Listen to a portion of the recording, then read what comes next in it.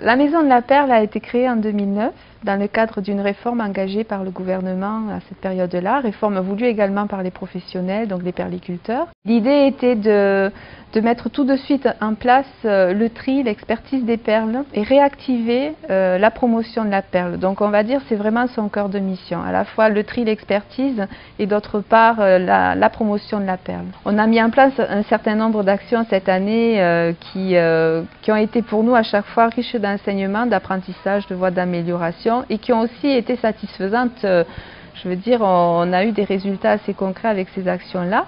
Là, la vente aux enchères, on sait que ça sera quand même l'action phare de l'année. C'est une action de promotion, mais aussi de commercialisation. On a voulu en ça être beaucoup plus concret.